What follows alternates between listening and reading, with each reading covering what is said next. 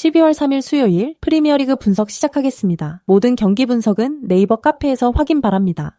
이 경기는 단순히 누가 슈팅을 더 많이 때리느냐가 아니라 공이 머무는 구역에 어느 팀이 더 많은 숫자를 배치하고 얼마나 오랫동안 점유율을 쥐고 가느냐가 승부를 가르는 흐름이 될 가능성이 크다. 본머스는 볼이 위치해 있는 주변 지역에 최대한 많은 자팀 선수들을 배치하면서 수적인 우위를 확보한 상태에서 짧은 패스를 연속적으로 주고받는 구조에 특화되어 있다. 에바니우송이 중앙에서 기준점을 세워주고 세메뇨와 테버니어가 안쪽으로 좁혀 들어와 삼각형 패스 루트를 형성하면 상대가 압박을 걸어와도 탈압박이 한결 수월해진다. 이렇게 볼 주변에서 수적 우위를 점한 뒤 측면 중앙 반대측으로 전환 패스를 섞어주면 상대 블록은 계속 좌우로 흔들리며 수비 라인이 무거워질 수밖에 없다. 아무래도 볼을 오랜 시간 소유하는 팀이 자연스럽게 슈팅 찬스를 더 많이 창출해낼 수 있고 상대는 공을 빼앗기 위해 압박을 나가며 더 많이 뛰어야 하므로 체력 소모가 빠르게 누적될 수밖에 없다. 특히 본머스는 세메뇨의 직선적인 돌파와 테버니어의 이선 침투 중거리 슈팅을 믹스하면서 점유와 직선성을 동시에 가져가는 패턴을 자주 보여준다. 반면 에버튼은 공을 빼앗은 이후에도 빌드업과 전진 과정에서 한 박자씩 템포가 끊기면 다시 본머스의 역압박에 말려들며 점유율을 되돌려주는 장면이 반복될 위험이 크다. 그릴리시 쪽으로 공격이 쏠리는 구간이 길어지면 본머스는 해당 구역의 숫자를 더 붙여 압박 강도를 올리면서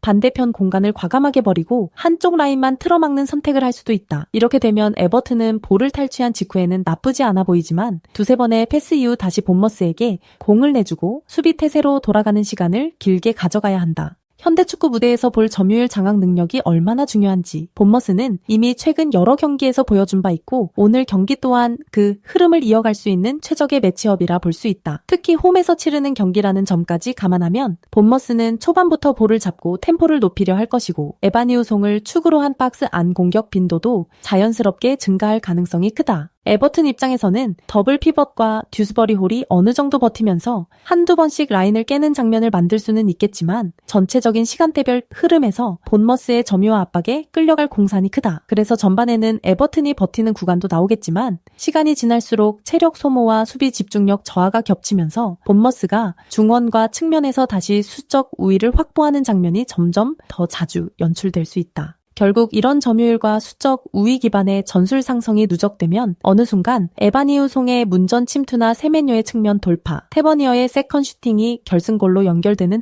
흐름까지 충분히 기대해 볼 수 있는 경기다.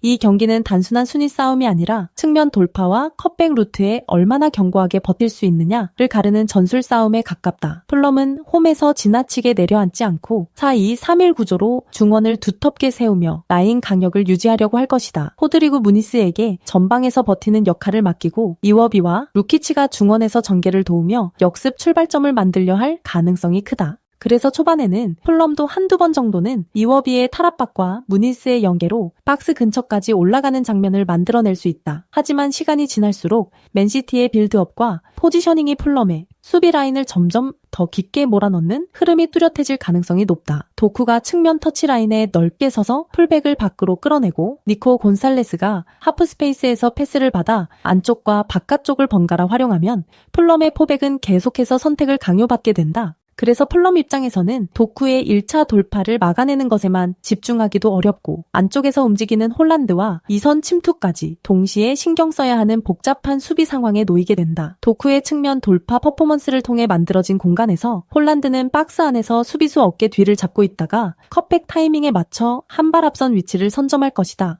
이런 장면이 반복되면 풀럼 포백은 박스 안에서 빠르게 대응하지 못하고 조금씩 라인 강력이 벌어지면서 세컨볼 처리에서도 뒤늦게 반응하는 패턴이 나올 수밖에 없다. 반면 맨시티는 공을 잃었을 때도 곧바로 개겐프레싱 형태로 압박을 가하며 풀럼이 역습 출발점조차 제대로 만들지 못하게 끊어낼 가능성이 크다. 이 때문에 풀럼의 역습 카운터는 길게 이어지기보다는 중원 부근에서 끊기고 다시 맨시티의 공격 차례로 돌아오는 장면이 반복될 여지가 많다. 그리고 이런 흐름이 누적되면 맨시티의 공격 점유 시간은 자연스럽게 늘어나고 풀럼 수비는 박스 근처에서 계속해서 웨이브처럼 밀려드는 공격을 상대해야 한다. 세트피스 상황에서도 홀란드와 다른 장신 자원들이 버티고 있기 때문에 코너킥, 프리킥 한두 번에서 추가적인 위협이 나올 가능성도 적지 않다. 결국 이 경기는 풀럼이 홈에서 잠깐씩 기회를 엿볼 수는 있더라도 전체적인 볼 점유와 박스 점유 그리고 결정적인 찬스의 숫자에서는 맨시티 쪽으로 분명한 차이가 벌어질 수 있는 매치업이다. 그래서 전술 구조와 공격 패턴, 선수 개개인의 마무리 퀄리티까지 감안하면 시간이 갈수록 맨시티가 경기 흐름을 완전히 틀어쥐고 풀럼을 압박해 나갈 가능성이 높다.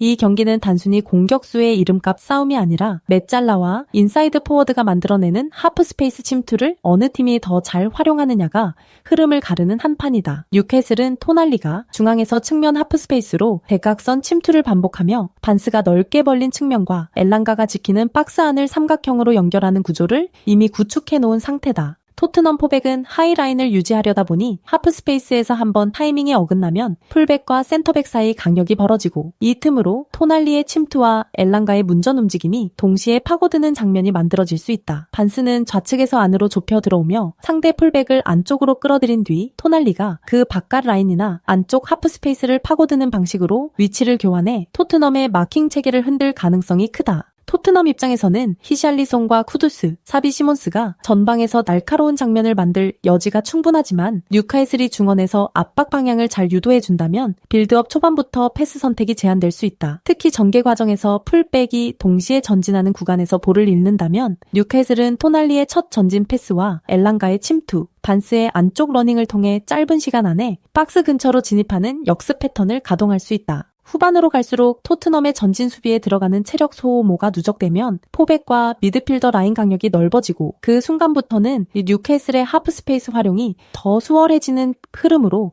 바뀔 가능성이 높다. 그럼에도 토트넘은 개인 기량이 뛰어난 공격 자원들을 보유하고 있기 때문에 세트피스나 하프스페이스에서의 개인 돌파 한두 번으로 분위기를 바꾸는 장면을 만들어낼 수 있다. 하지만 전체적인 전술 구조와 라인 간격 관리, 그리고 메잘라의 침투와 박스 안마무리의 연계 완성도까지 감안하면 뉴캐슬이 홈에서 경기 흐름을 끊김없이 이어갈 가능성이 더 높은 쪽에 가깝다. 결국 이 경기는 뉴캐슬이 토날리의 대각선 침투와 엘랑가의 골 결정력을 앞세워 토트넘 포백의 하프스페이스 커버 문제를 집요하게 찌르며 주도권을 가져갈 흐름으로 그려지는 매치업이다. 네이버 카페에 오시면 전 경기 분석글 확인하실 수 있습니다. 구독, 좋아요 누르시고 보다 빠르게 분석글 받아보시기 바랍니다. 감사합니다.